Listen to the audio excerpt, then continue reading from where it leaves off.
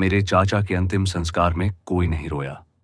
बस एक लिफाफा मिला, उसमें एक पुरानी चाबी थी। वकील ने फुसफुसाया, यह वसीयत तुम्हारे चाचा छोड़ गए हैं। वसीयत में सिर्फ एक लाइन थी, घर तुम्हारा है लेकिन दरवाजा मत खोलना। मैंने सोचा कोई पुरानी कहावत होगी, लेकिन नहीं, वो एक चेतावनी थी। घर जंगल के किनारे था, जहां रास्ते गुम हो जाते हैं और सिग्नल का काम नहीं करता। खिड़कियां बंद, पर्दे गहरे, जैसे किसी का इंतजार हो। मेरा। पहली रात सब कुछ अजीब था, कोई आवाज नहीं, बस सन्नाटा और ऊपर से आती फर्श की चरमराहट, जबकि मैं हिला भी नहीं था। कुछ देर बाद मुझे एक पुरानी मंजिल की योजना मिली। 5 कमरे दिखाए गए थे, पर मैं 6 में से होकर आया था। एक कमरा जैसे जानबूझकर मिटा दिया गया हो। मैं हॉलवे में वापस गया और तब देखा एक भारी लोहे का दरवाजा, चेन से जकड़ा हुआ। मैंने पहले इसे कभी नहीं देखा था।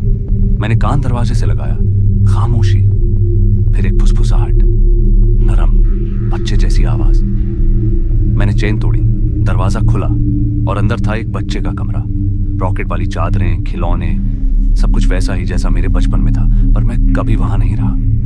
कोने में एक आईना रखा था, लंबा, दरका हुआ और धूल से ढका हुआ। मैंने उसे अपनी आस्तीन से पूछा।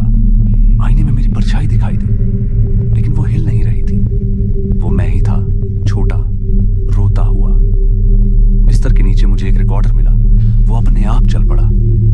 मेरे चाचा की आवाज गूंजी, मैंने रिकॉर्डर गिरा दिया और फिर आईने से हंसी सुनाई दी। अचानक सब बिखरने लगा, दीवारें टूटी, रोशनी मध्यम हुई और फिर मैं जाग गया। सफेद दीवारें, एक अस्पताल। नर्स बोली, वो फिर से उस कमरे में है। सब कहते हैं ना कोई घर था, ना चाचा, ना विरासत, बस भ्रम। लेकिन मेरी मुट्ठी में आज भी वो चाबी है, अभी भी गर्म। मैंने पलक झपकाई और फिर से उस घर में था। वही दरवाजा, अब खुला। भीतर एक लड़का खड़ा था, वो मुझ जैसा दिखता था। वो बोला, अब तुमको याद है? क्या मैं अब भूल सकता हूं? फिर दरवाजा बंद हो गया और मैं फिर से अकेला था।